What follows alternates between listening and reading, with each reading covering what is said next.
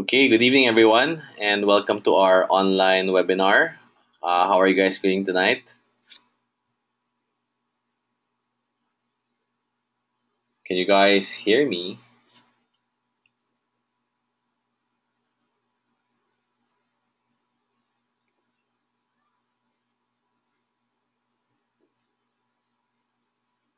Hello?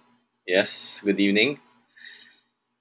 So, tonight we have a special topic, and this topic is fundamental to everyone, and I literally mean everyone. The, the fundamental skill set that all of us need to have is a skill set of managing our money. A lot of us earn know how to earn well in a salary, and eventually we want to transition to business and Nag-i-share na ba? hello, Ayan na. yan. Pakimute na lang po. Yan. So all of us want to transition into business successfully, and in the first few years of our transition, and even nag-echo, pakimute na lang yan. In the first few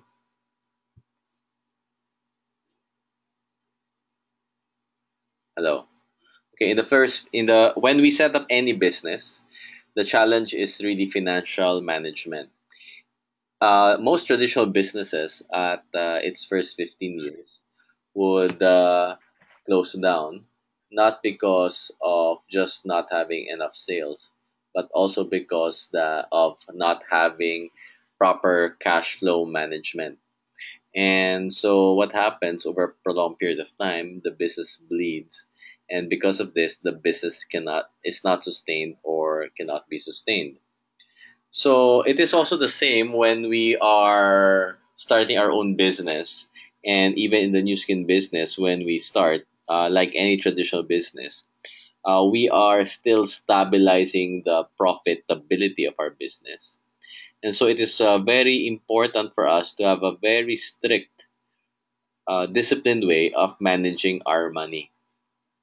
So, tonight we're going to talk about the simple yet very powerful money management system. And our goal is to not only succeed in business, but as we go through the ups and downs of our business, we are able to manage our money well, such that our money management skills promote our financial freedom rather than make us fearful and doubtful about our financial freedom. So tonight I'm gonna discuss this, and I hope that after this session, you guys are urgent and disciplined to apply the learnings from this money management system, as this system has helped so many people around the world to not only achieve financial freedom but control money instead of money controlling us. So, first of all, we need to understand that money is a tool and is a resource. And like a company which has high revenue, that high revenue, let's say you talk about Procter and Gamble, that revenue by Procter and Gamble of, let's say, a couple of billions of dollars here in the Philippines would not be possible just because of a sales team. So within PNG, we have different functions. There is what you call the sales team or the business development function. There's the marketing team, which is in charge for brand development. There is the accounting department. There is the HR department. There is the finance department. There is the legal department. There is the manufacturing department. And so each of these departments are necessary for the business to be successful, long term, and sustainable. And while these all these people are hardworking, each of these departments have specific functions that they have to be master on, so that collectively they contribute to a synergistic moving forward of the business. And so we cannot have a strong continuous revenue if it's all sales, but manufacturing is behind. And we cannot have strong manufacturing if the sales team's not good. And like a lot of companies today, they have a sales organization that is decent, yet the HR cannot retain them and they are pirated by other companies. So what happens is that even if you have a good sales team now, you can lose it as quickly as 3 to 6 months. So an HR team is also relevant. Now we talk about this because tonight we're gonna talk about assigning departments or functions to our money, and so that when we assign functions to our money, these different functions allow us to propel ourselves forward to achieving financial freedom sooner than later. So before we talk about this, the reason this is necessary because most of the time we are not taught at a young age on how to manage money properly. Most of the time we are taught to manage money the way our parents learned about money. And because of this, if you saw them struggle, chances are we're also struggling with money in one way or another. So there are four types of people with regard to money. And as I describe each of them, I'd like to invite you to qualify which category you are at currently. And later, we're going to talk about how to balance these tendency. The first type of people are people that we call the spenders. The spenders are people who need to spend their money to feel good about themselves.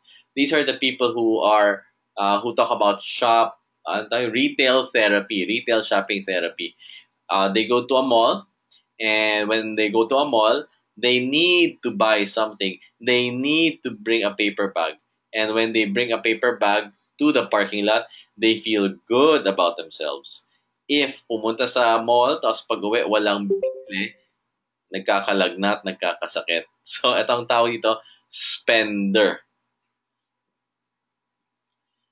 Kahit na wala pang pera sa bank account, gagamitin ang credit card para bilhin. Spender. On the other hand, there's also what we call the saver.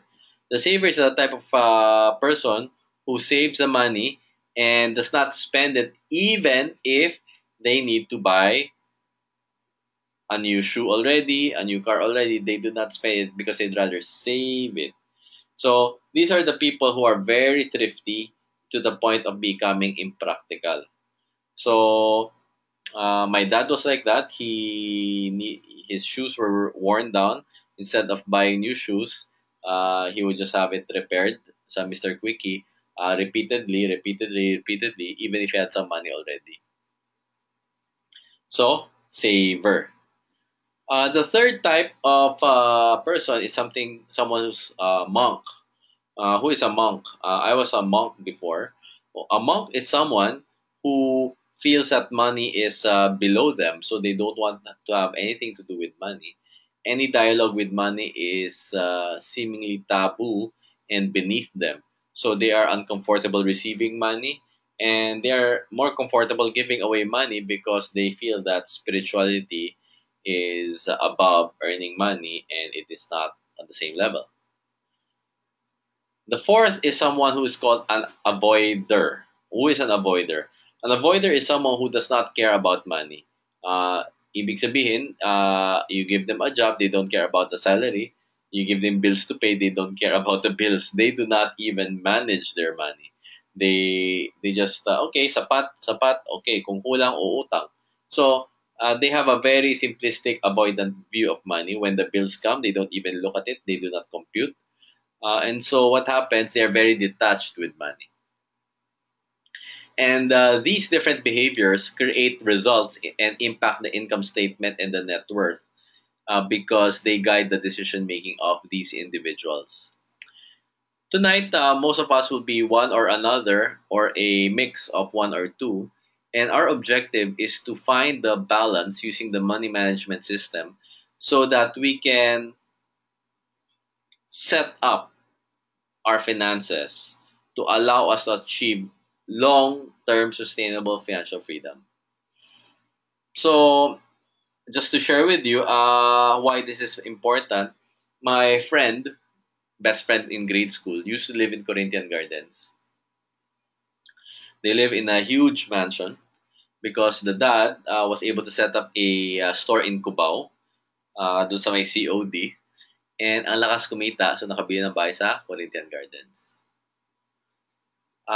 Nung college kami, sorry, after nung college, problema na, nung eventually, nung graduate, naremata na yung bahay sa Corinthians because the dad had gambling problems and lost all the money later on because his financial thermostat did not allow him to manage money well.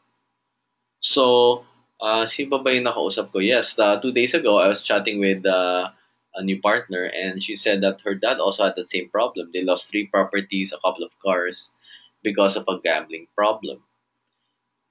So tonight, what we want to do is we want to be deliberate and intentional about how we manage our money. And so we're going to assign what we call functions to it. So let me go through that now. Um, when your money comes in, what you want to do is you want to allocate the money accordingly, depending on which function.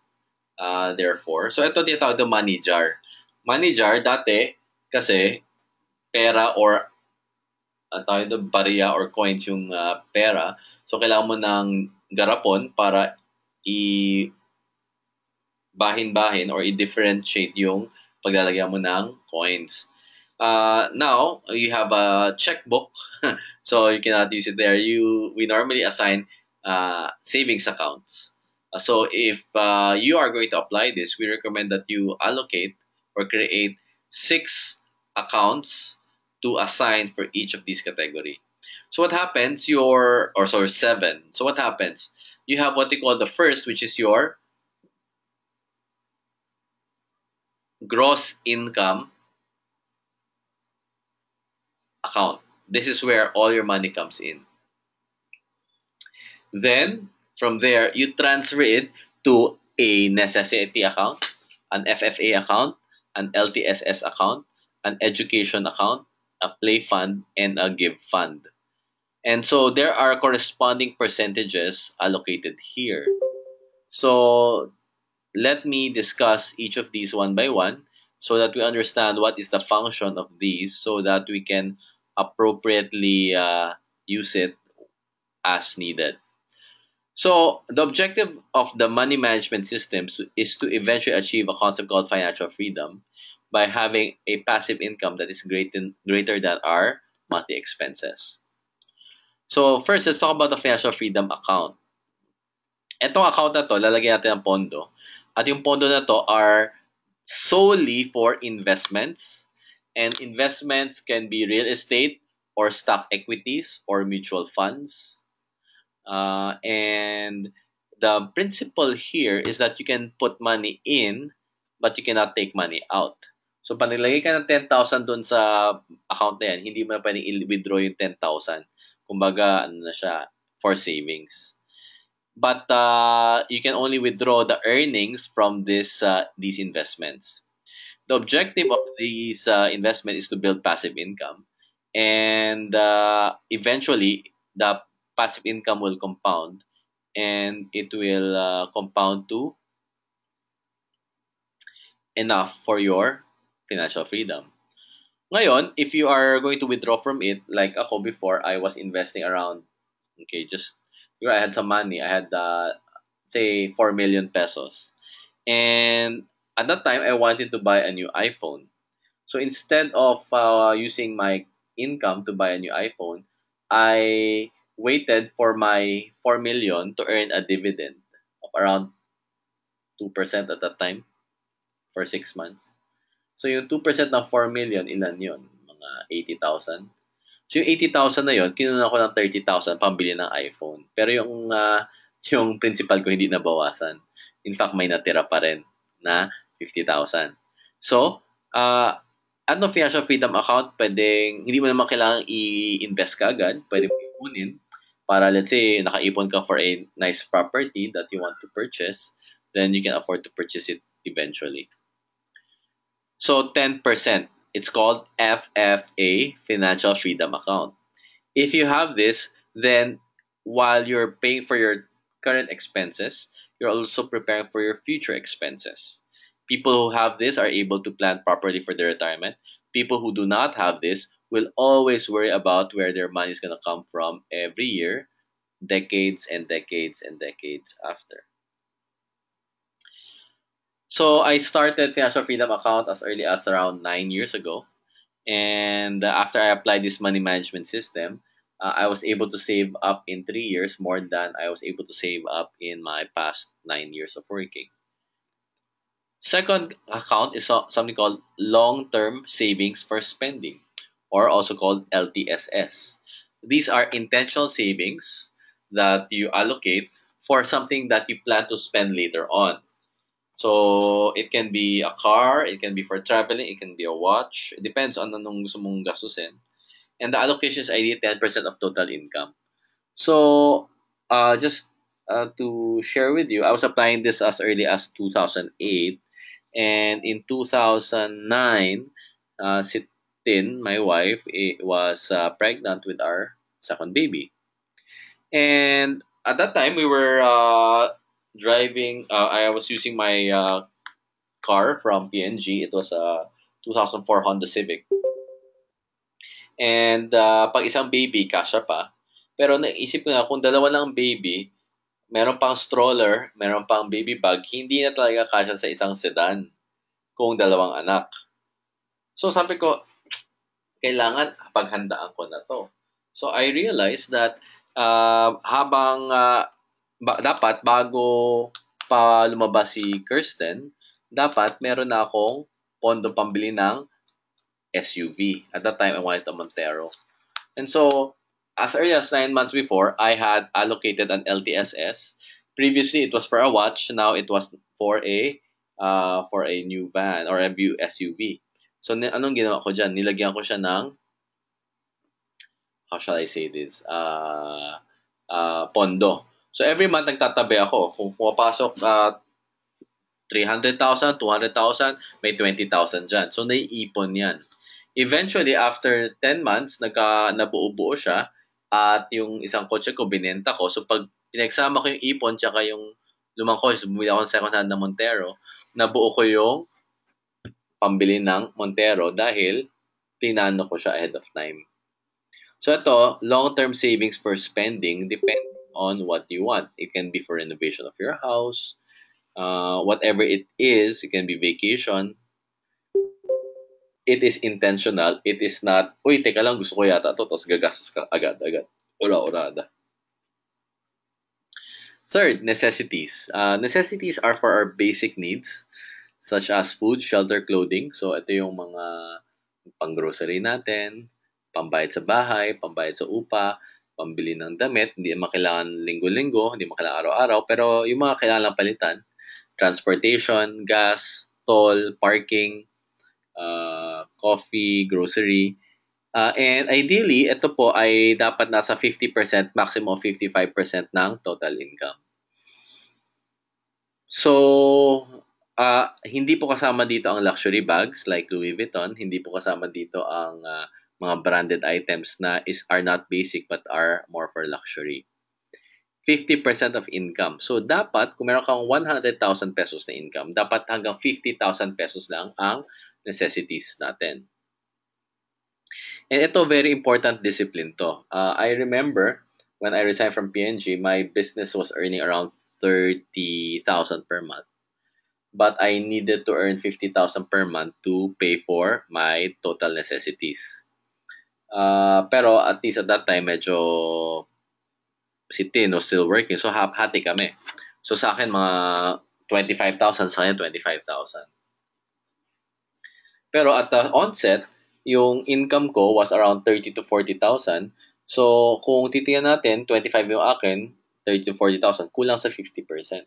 So, sabi ko, I need to work urgently. Meron akong tinabing pondo, so kinukunan ko siya paminsan-minsan. Pero, I needed to work urgently to make sure that my income in my business was already double of my expenses or my necessities. So eventually, pumatak na 60 to 70,000 per month, medyo pasok na tayo dun sa 50% of income. Now, if your necessities are a bigger percentage of your total income, then we have a problem. What is the problem? It means that we buy things that we should not be buying yet. We probably bought liabilities that we should not have bought yet. So, what is our option? Okay, option number one is to cut down on your liabilities. Option number two, grow your income faster. So, necessities, 50%. Now, bakit? Kung hindi mo kasi nilagyan ng 50% yan, mawawala ka ng pondo for the other functions of money. And these are, number four, education. So what is education? Education is for you to invest money for your continuous personal development and growth. This topic was something I learned from Millionaire Mind Intensive in Singapore, where I invested 40,000 pesos in. And I was willing to do that because after reading the book, I recognized the value of improving myself through training. So, ito yung pagbibili ng book, trainings, attending trainings locally and internationally, and buying CDs to further my growth and development. So, I was voracious in my education. Because we understand that for us to grow our income, we need to grow ourselves. So kung ang kulang, let's say ang 50,000 per month na income, kulang sa 25,000 na monthly expense, ano kailangan gawin? Kailangan palaki natin sarili natin. Parang 50,000 maging 60,000, 70,000, 80,000, 100,000. Now, so I invested in these things, and you can also invest it either in business trainings, or something else like cooking, dancing, baking. But the bottom line is that you're investing to develop yourself so that you can become better each year. Because when you become better each year, your value also goes up. Going back to necessities, I remember very targetedly that when we were still struggling with me transitioning to my business, I kept our monthly expenses to a very controlled fixed amount of 50,000 per month, which meant that my rent, I could not make it too high. So nag-rent kami, hindi kami nag-rent sa magandang townhouse or subdivision or ng bahay. Ang inupahan namin, kailangan malapit sa bahay ng nanay ko, loft type, multi-level na ang parking one lane lang. So paggising mo sa amaga, maraming kotse kailangan umurong bago ka makalabas. And so we stayed there for around 3 years. And I said when my second daughter was coming, I did not only need a new car, I want a bigger house because my first daughter was already getting taller, 3 years old na. So ang loft type, ang per floor, napakaliit ng tatakbuhan. So mauntog siya, hindi siya maka-walk freely, run freely. So sabi ko, lumaki ako ng mansion, yung bahay ng lola ko.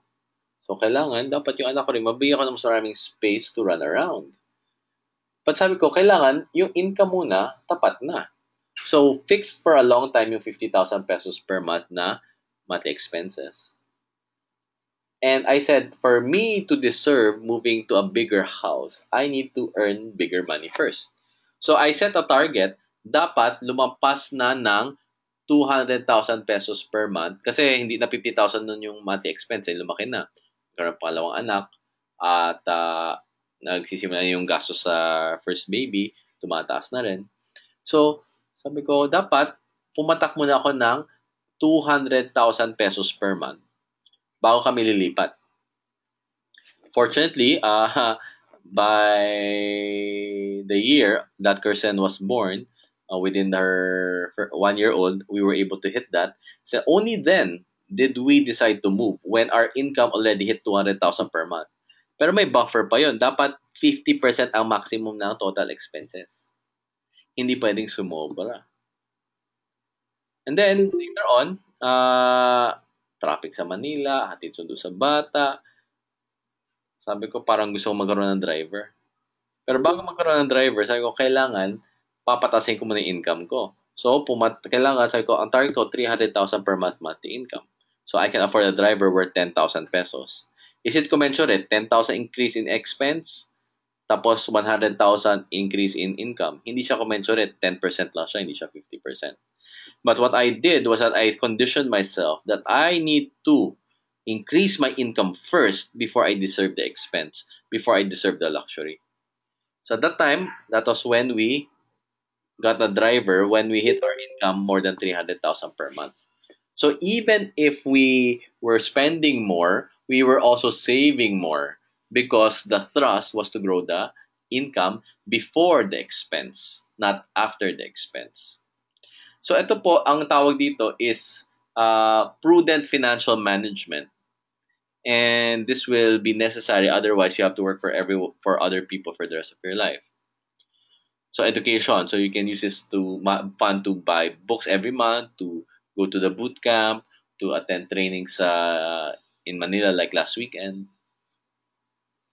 Pero kailangan rin natin ng play jar. Ano yung play jar? Yung play jar is a fund that is for indulging ourselves. Kasi minsan, puro hard work, wala nang enjoyment. So, anong nangyari? Maraming tao na burn out. So, dahil na burn out, nagkakasakit, nagkakaroon ng depression, nagiging unhealthy, bottom line, burn out. So, bakit importante ito? Because you need to tell yourself that you deserve to be happy because you work hard. So, you want to nurture your spirit for hard work. And some examples, buffet, spa, vacation, shopping. So dati, nung 100,000 per month yung income namin, meron akong mga 10,000 per month. So hati kami ni Tintig 5,000. Nung pumatak na ng 300,000 per month, meron akong allocation for a driver, pero meron rin kaming 30,000 pesos per month for shopping. So pwede ako punta sa Zara, sa Uniqlo, whatever I want to buy, until 30,000. So, 15,000 each kami ni Tin. So, pwede pang spa yan, pwede pang buffet yan, pwede mag-spiral, pwede eat all you can, pwede magpamasaya ng mahal, basta hindi lalapas ng play jar. And so, what do you feel? You feel good because you are taking care of yourself. And you deserve this because you are able to afford it without having to sacrifice your credit card because you also have your financial freedom account and your necessities are already covered.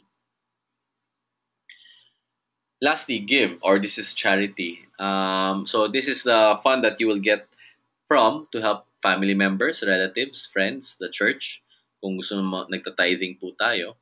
At dito, ang allocation po natin is around 10%. So, it can be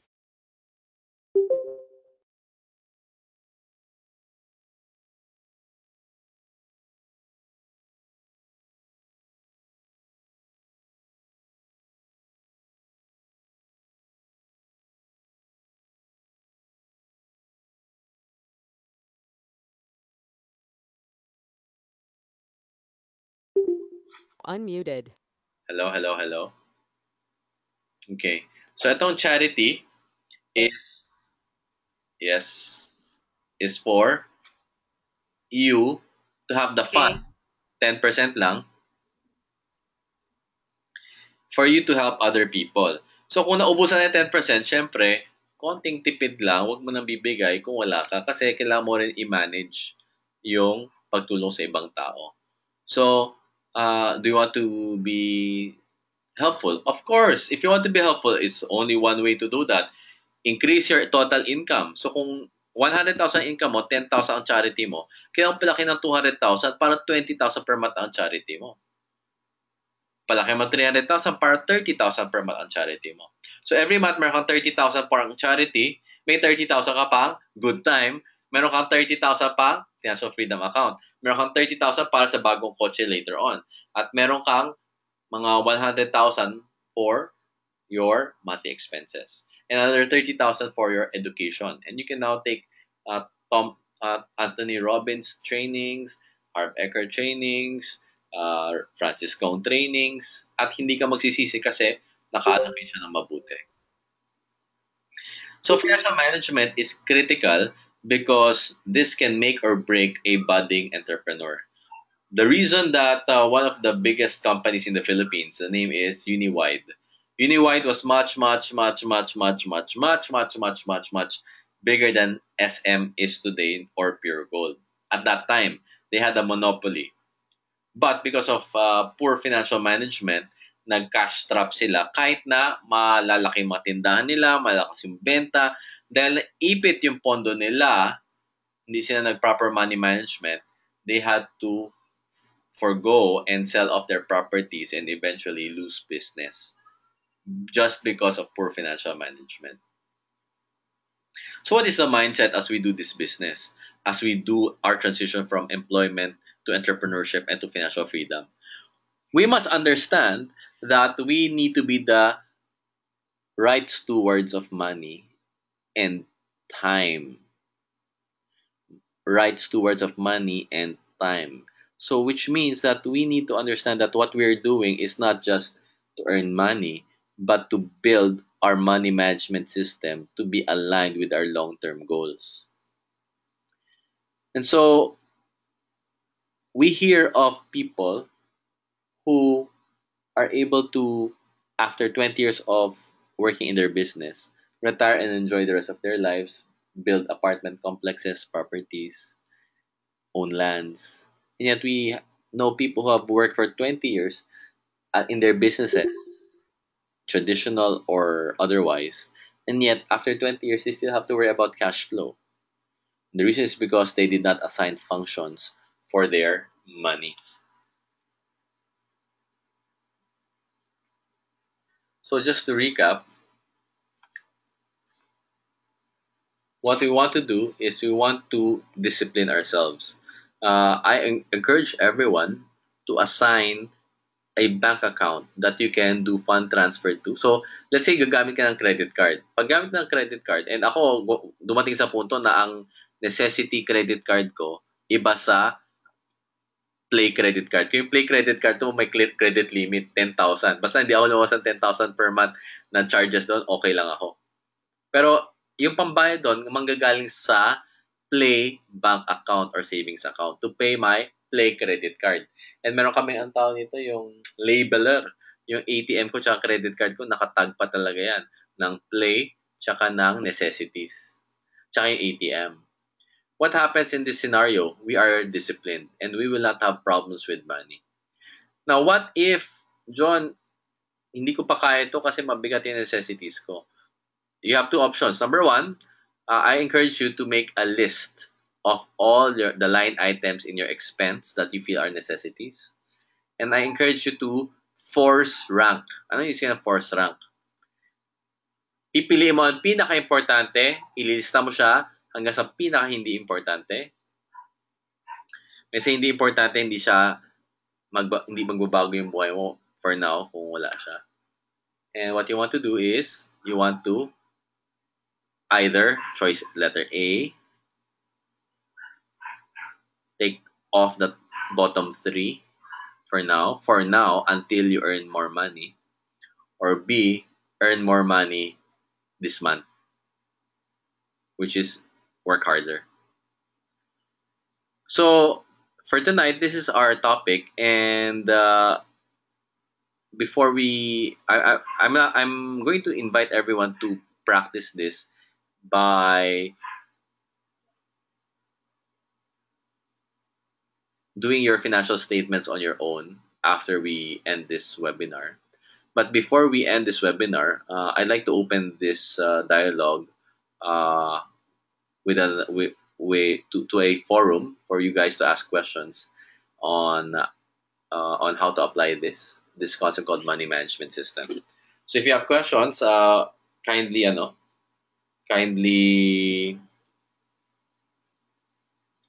send it via messenger, via the chat message.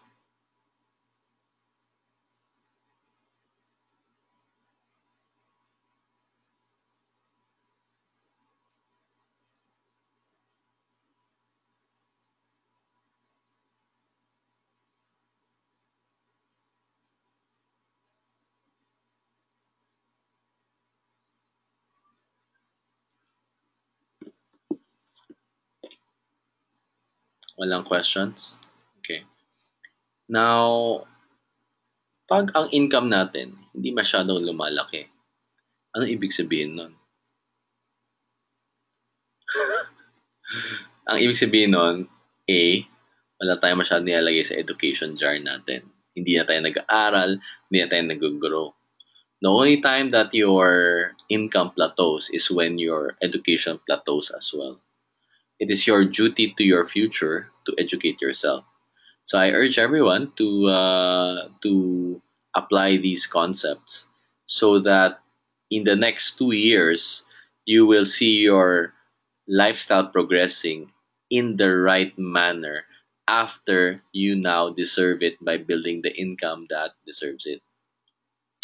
I told my wife because my wife wanted to Sitin wanted to buy a house ever since. Kaya ako sabi ko upa na lang muna kasi mabigat yan sa gastos.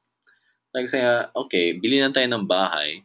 Pag meron tayong 10 million pesos in cash at 500,000 pesos per month, yung monthly income natin. So, nung pumatak na ng ganon, yung cash on hand, sabi ko, okay, tingin na tayo ng bahay, kasana tayo. Medyo mahal na yung mga bahay dito, pero walang problema, kaya naman. So, at the end of the day, it's something called delayed gratification and proper money management system. It is not enough for us to just be working hard. It is imperative for all of us to be strategic and intentional because we understand that if we have a lot of money, we can be more confident in talking to people about our business and training our organization. And if we don't have enough money, we are also going to be insecure and fearful. So it is not just about doing the business, it is about prudent financial management. Okay, so that is our topic for tonight. And after this training, I encourage everyone to fill up your income statements and ask yourself how many percent are you allocating already for all these six jars currently. And what you'd like to do is you want to assess how much you're allocating for each of these. So baka yung play mo masyadong marami kasi puro good time. Or baka masyado ka mapagbigay, masyado ka maraming scholars. Wala nang problema yon. Or puro FFA. Eventually, dumating yung point na yung FFA namin nasa 30% to 40%. Kasi malaki na. So, yung play namin, okay na kami sa 30,000 pesos per month. Yung education, pwede na 20,000 per month. Kasi di ba masyado mahal yung education natin. Kahit na 20,000 per month is 200,000 per year. So, you can reallocate this later. But the first thing that you need to do is you need to make sure that your necessities is 55% at most. So with that, we'd like to conclude our evening session tonight. But before we finally say goodbye, we'd like to promote and announce our Ruby Training School this Saturday, 10 a.m. to 5 p.m. The venue is going to be announced tomorrow. And what will happen is that instead of attending multiple trainings in different times, we have consolidated the relevant trainings to one day. So if you are busy, then you don't have to attend multiple sessions. You can just attend this day, and you will understand all the foundations that you need to understand for this business. Okay. So with that, we'd like to invite everyone for this Saturday's Ruby Training School, and we wish it is just 8:46. Our webinar is ending, but the session is not yet ended until 9 p.m. In the next 14 minutes, I encourage everyone to complete your financial statements and begin the process of practicing the money management system. So, thank you very much for attending tonight. This is John Chua, and we will see you again in our training next week. Good night.